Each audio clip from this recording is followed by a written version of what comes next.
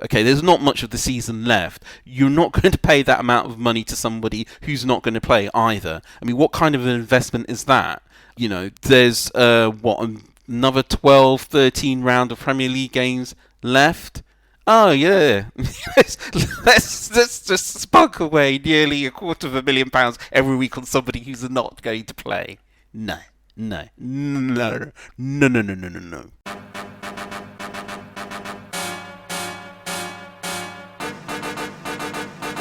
You're all about to witness a monumental throwdown.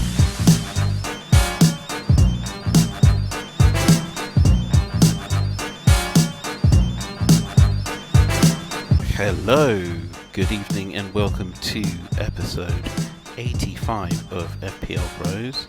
It's just me, Kojo, again today, and as you can imagine, this means that it's not really going to be a massive episode. There was a time we would have called this bite-sized, which just basically means it's small. So we are going to have a quick preview of Gameweek 26, probably towards the end of the episode. Also, I'm going to quickly give my thoughts on Gameweek 29, which is only going to have 8 fixtures instead of 10 because of the League Cup final. I just talk general football about Man City and what my thoughts are about what's going on there. And then just look at some players and how I did in Gameweek 25 and the assistant manager chip. And that's your lot. You're all about to witness a monumental throwdown. Okay, so first of all, let's look at how I did in Game Week 25, which was a double game week. And as you can imagine, I'm feeling quite smug about this because I got 112 points. Although it's been a while since I last podded, before the last pod, I briefly talked about Assistant Manager. I also said I didn't like it very much. I haven't really changed my opinion on that, but I decided to use it as soon as I found out there were going to be 2 double game weeks in a row for Liverpool. For me, that was just too good to turn down. I'm not going to go through my double game week 24 score. Well, it was 137 points if you're interested, but I'll actually talk about the 112 that I got this game week. So, Arneslot came in with 13 points. Obviously, Liverpool contrived to draw with Aston Villa, but they did beat Wolves just about. So he got the 8 points there for Liverpool beating Wolves, and only 5 points for drawing Aston Villa. But I'm happy enough with that. Pickford in goal with 3. The big scores came from Alexander-Arnold with 13. Luckily for me and a lot of other people who had him, he came off after 60 minutes, but just before Wolves scored, so he banked the clean sheet. I don't know if that's really fair or not, but if that's how they're going to play the game, I will take any luck that falls my way. Obviously, Captain Salah, I know a lot of people triple captain got 60 points. I only got the double captain points for 40, but again, that suits me fine because I've still got my triple captainship left. Watkins, I took out Isak for him. A lot of people were umming and erming about whether to do that, but I just thought take advantage of the double, and now I got 15 points out of him. Great. Chris Wood with 9. I'm very happy with the fact that I've got him as well, and so the last couple of game weeks have been absolutely mega for me, and I'm finally back pretty much where I was at game week 3. And people have been wondering, well, what the heck has been happening over the past 23 or 24 game weeks? Well, you can guess what happened. I had Haaland and I didn't have Salah. And some people might say, well, the problem was Haaland, but it wasn't really. He did all right, but the problem was I didn't have Salah, and I wasn't captaining Salah, and a lot of people were. I mean, I could have had them both. It's possible. I've seen him in both of them in a lot of teams over the course of the season. And yeah, I just dropped, and I was at 3.5 million at some point. Now I'm at 1 million. Give or take 40,000, and it's looking good. I might make it into the top 1 million, and although that sounds pretty pathetic, I did say in the last episode that's what I was aiming for, so I'm on course to achieve my very, very, very low target. You're all about to witness a monumental throwdown. Okay, so bit of just straight football chat. Manchester City, you probably would have seen that they got knocked out of the Champions League by Real Madrid. the fact that they went to Madrid and lost probably shouldn't be all that surprising to anybody. Even when Manchester City were at the height of their powers, getting a win at Madrid is something I don't think they've ever managed. A draw is the best that they've had there. Obviously, the fact that they threw away a 2-1 win at the Etihad also contributed to their downfall. But I think it's obvious to most people that the problem is that they can't defend at the moment. Scoring goals hasn't been going quite as well as it should have done, but it hasn't completely dried up. Haaland is actually scoring pretty well at the moment, and if I remember correctly, he's still in the race for the Golden Boot. So that's how bad of a season he's having. Not a bad one at all by most standards. But they can't defend. The defence is all over the place. It's obvious that Rodri is a big miss, and they've been having a lot of injuries with defenders anyway. And I've got to say, I was never 100% sold on the Manchester City defence for most of the time that Pep Guardiola's been there. He famously said that he didn't believe in tackling, and it's fine if your team is so good at keeping the ball that you don't really have to tackle. In the last couple of seasons, what we have seen from Manchester City is that when they do lose the ball, it's usually the opposition striker one-on-one against Ederson, and a lot of the time that was enough for them to get one goal. So even though they were winning games, they weren't keeping clean sheets. So, and that to me was just a sign of the Manchester City defence. Maybe it was good, but for FPL it wasn't, because you want clean sheets. But also, in terms of generally football terms, you'd have to wonder how good it really was anyway. Yes, players like Diaz and Stones, I suppose, and Akanji, who actually I've always rated, and the rest of them are, on their own merits, very, very good defenders. But whether they operate at 100% all the time when they're playing for Manchester City, one has to wonder about that. I mean, the whole thing is a combination of a lot of factors, but as far as FPL goes, if you're playing Man City, I think it's quite reasonable to expect to get a goal or two against them. They might score against you, but I think, and we'll be coming on to that in a few minutes when I think about captaincy for Gameweek 26, I think that expecting them to keep a clean sheet, something that's very unlikely, really. And Real Madrid proved that. I mean, obviously Real Madrid are elite. Mbappe is incredibly elite, but and I really don't know what they expected. It just, honestly, the defending was just so bad for Mbappe's first goal. It was just utterly abysmal. I couldn't believe what I was watching. And the other two goals that Mbappe scored were just brilliant, generally speaking. But yes, as I can imagine, there's probably not an awful lot of sympathy for Man City out there. But yeah, what their problem has been, not really necessarily been in the attack, it's been the defence. And even if Rodri were to come back, there's talk about him still coming back for the end of this season. Is he going to be the same player? Is the team going to be the same?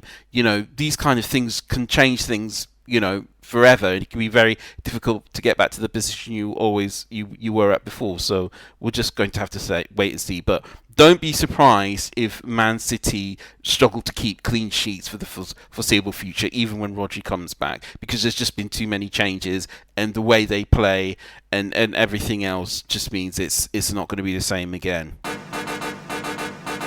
You're all about to witness a monumental throwdown. Okay, so now we're going to look ahead, really. I'll just briefly deal with Game Week 29. And the teams which aren't playing are Palace, Newcastle, Liverpool and Villa. Now, a lot of people have got Liverpool players in their teams, obviously.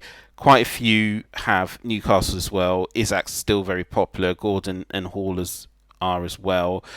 Rodgers is in a lot of teams, and some people probably brought in Watkins as well. Some people may have even gone really for it and gone in Marlon and Rashford. And even though Rashford's the cover star, I don't really have an awful lot to say about him. I mean, if you want to go for him, fine. And people were like, oh, well, is he really going to play at Villa, And my answer to that is, of course he is. Okay, first of all, Marcus Rashford, he's an English international. and Villa are competing on two fronts. They need to have essentially at least 18 to 22 players, all of similar quality that they can rotate. You can't tackle the Champions League and the Premier League unless you're approaching those kind of squad numbers. They don't have Diaby anymore. They don't have Duran anymore. Of course, he's going to pay. I mean, he's not had a full game or a start yet, but that's coming. Okay, the boy is elite. I don't care what anybody says. I mean, it helps that he's actually a nice guy. And when it came to that whole business of school kids going hungry, but he's still a really, really good football player, right? When PSG were making eyes at him, it wasn't for the sake of it. And the other thing I have to say is, we all know that he's reportedly on £300,000 a week, and Villa are covering 75% of that, which, if you're any good at maths, means that they're paying around £225,000 to him every week. You don't pay somebody £225,000 every week for them not to play. Of course he's going to pay. All right.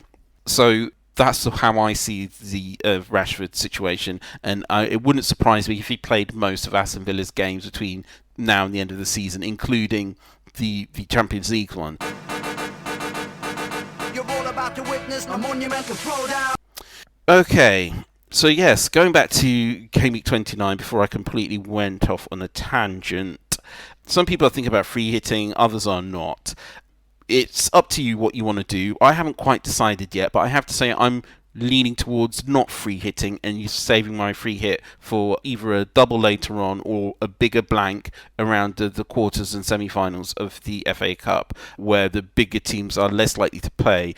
And that segues into the fact that of the fixtures which are left in Game Week 29, how many of them really are that good? So good that you want to use your free hit chip on them. We've seen this before, where there's been a blank game week and people will say, yeah, I'm going to use my free hit chip, or I'm going to take hits and spend all my transfers getting players, putting out an 11 who will play in that game week. And what kind of games are you talking about? You know, Burnley versus Southampton, or Norwich versus... I can't think of bad teams of the past off the top of my head, but you know what I mean. You know, games which can go either way, players who don't score an awful lot of points, random players getting all the points in those games, and you just end up with like 40 or 50 points. You know, if you are going to use a chip, use it where there's brilliant fixtures on. And this year, it goes without saying what kind of fixtures are really good. You know, fixtures like Arsenal at home to Ipswich, or Liverpool at home to Southampton, that kind of thing. So what are the fixtures going to be? Well, let's just have a quick look, shall we? Okay, the standout ones, if there are any, I'm not just seeing it. I'm really not seeing any standout fixtures at all. Man City are at home to Brighton. Man City can't defend. Brighton, you never know what you're going to get with them, but they're capable of scoring, and they're also capable of scoring against big teams. You've got Nottingham Forest against Ipswich, and a game that Nottingham Forest should win, but Ipswich can make things hard for teams. You know, that they showed against Aston Villa that they're not pushovers. And Nottingham Forest, while they've been good, a lot of people feel that they've overperformed this season, which is fair enough. Everton versus West Ham. Apparently Everton are improving, but a lot of people seem to think that West Ham are improving or will improve as well. So what's going to happen there? Who knows? Wolves versus Southampton. Again, people think that Wolves are improving, but they're near the bottom of the table. And they're near the bottom of the table for a reason. And the reason is they're not very good. Having said that, they do have one or two good players, and I'm going to get onto that soon. So again, there's nothing that jumps out to me. I mean, there was a time when I would have been all over Manchester United versus Leicester, but again, we don't know what we're going to get with Manchester United, and that's a discussion for another episode, because I could talk all night about them. Again, and it's the same with Spurs versus Fulham. Fulham are actually a really decent team, and with Spurs, yes, they've got players coming back, but I wouldn't be surprised if Fulham made things difficult for them. Arsenal versus Chelsea, that's a game that Arsenal probably should be winning. So what are you going to do? You're going to use your free hit chip to fill your team with 3 Arsenal players. Really? That's what you're going to use your free hit chip for. But, you know, if there are other players who might do well, and I can see why people would want to do that. People in the FPL community have quite rightly pointed out that if you find it difficult to get 11 players out for game week 29. Use a free hit chip, because with the other blanks and doubles that are coming up, now that we can store up to 5 transfers, and also we can carry transfers over when you use a chip. You know, back in the day when you used a chip, your free transfers reverted back to 1, no matter how many you'd saved up. But now you can save up 3-4 transfers, use your chip, and on the other side of the chip you still have the 3 or 4 transfers. Because of all of that, you can plan more effectively in the long term for the doubles and blanks which are coming. Whereas with this one, you've got like 4 game weeks to get your team ready, and you just might not manage it in time. So there's a reason for using the free hit chip. But I have to say, at the moment, I'm leaning towards not doing it. I'll probably keep my Liverpool players and bench them.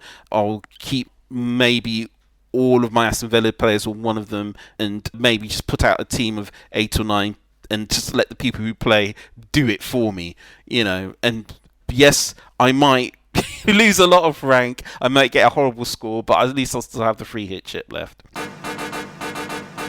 You're all about to witness a monumental throwdown. So, looking forward to game week 26, what kind of players would I be picking? Well, I've got 3 in mind. The first one is Cunha. He's really, really good, and the more I've been thinking about him, the more he sounds like a top pick. What's really swung it for me is that Cunha usually gets bonus points, and in all the games where he scored or assisted, I think there's been 12 of them, and he's picked up maximum bonus in 10 of them. That's just ridiculous, okay? He's only 6.8 million, so I think most people will be able to fit him into his squads. And here are the fixtures he's got coming up. He's got Bournemouth, Fulham, Everton, Southampton, West Ham, Ipswich, Tottenham, Man United and Leicester. All teams that concede goals. Some more than others. So you can literally stick him in the team and forget about him until game week 34. The other is Dango Utara. He's only 5.1. Everybody's going crazy for Bournemouth players at the moment. Kluivert, Semenyo, Utara are very, very popular at the moment.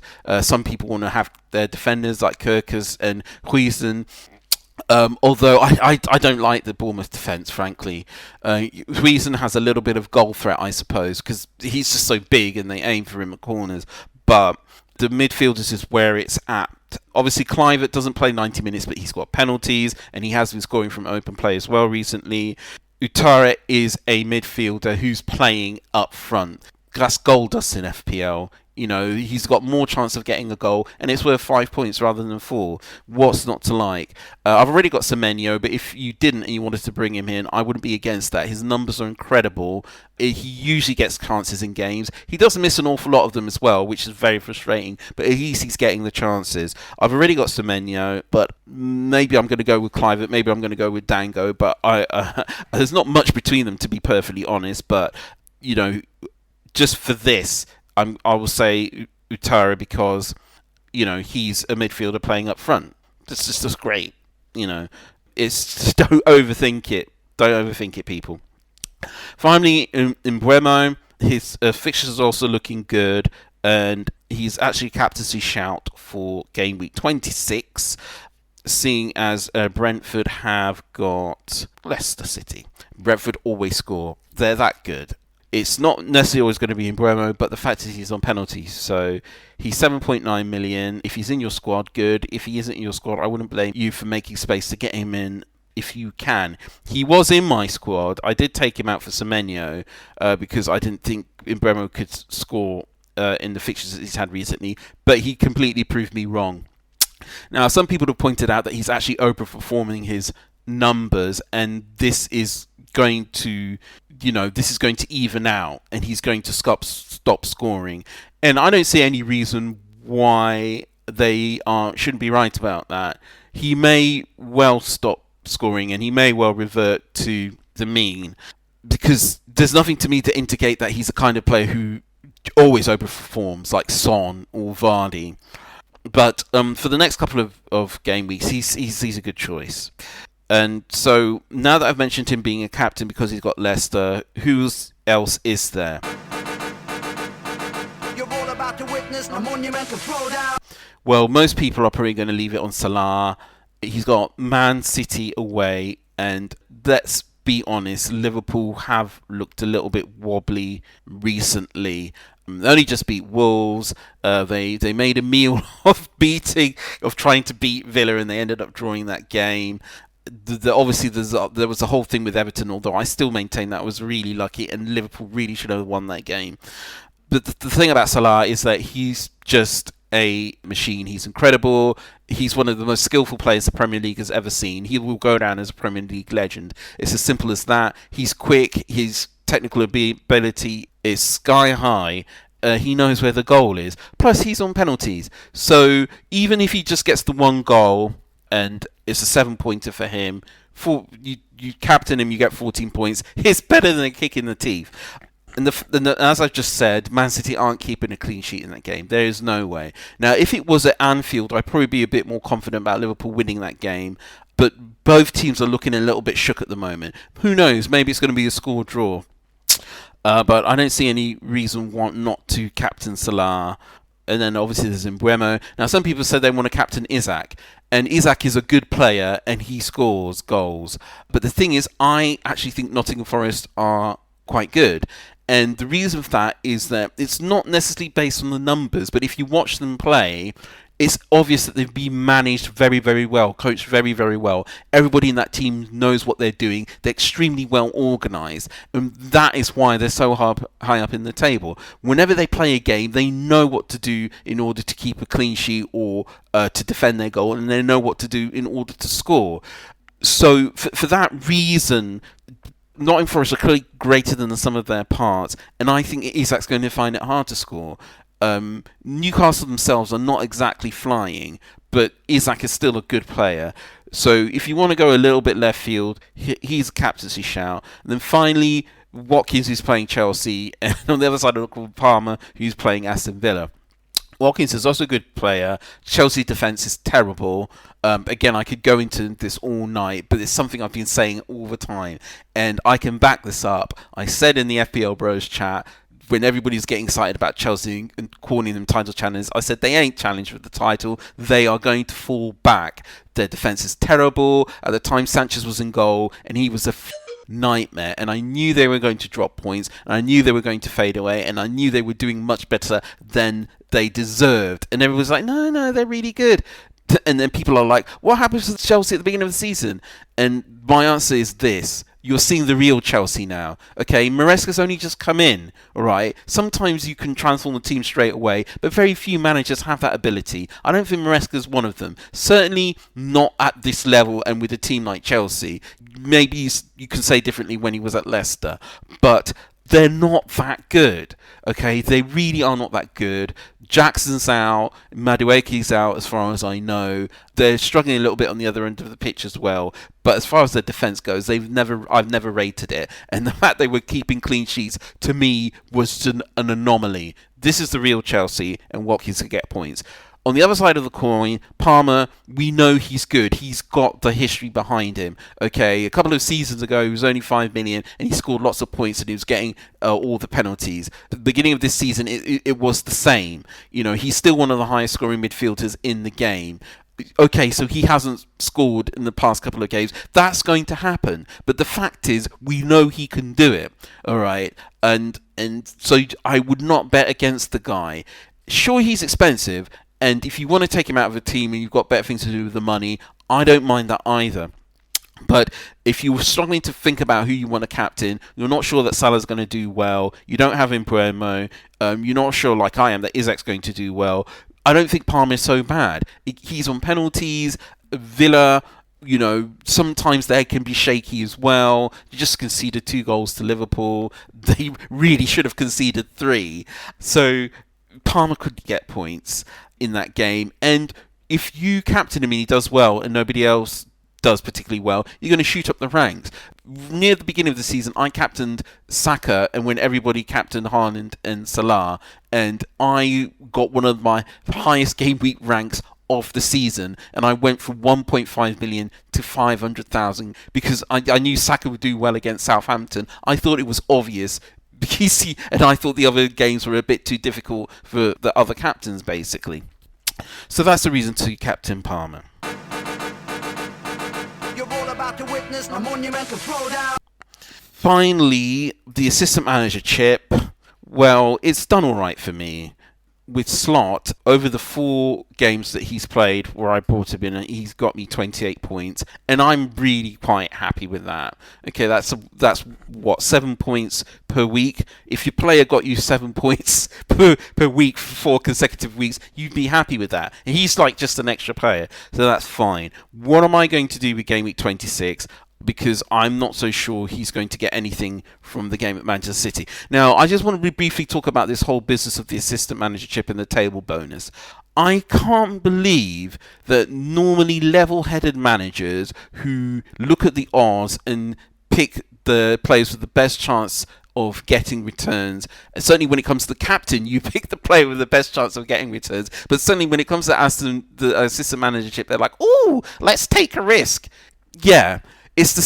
Put it this way, nobody bet on Leicester to win the Premier League title of the season they did, because the season before that they'd only just beat relegation and there was 5,000 to 1. So yes, you put a tenner down at 5,000 to 1, you get yourself £50,000, but at the same time, there's 5,000 to 1 means that 4,999 times you're wasting that tenner, you're never going to see it again. It's the same with the assistant manager chip. Why are people going for table bonus? It really gets my goat. Now, I know there's some managers out there who love to take risks and they're mental and they're like, oh, the upside, yeah, great.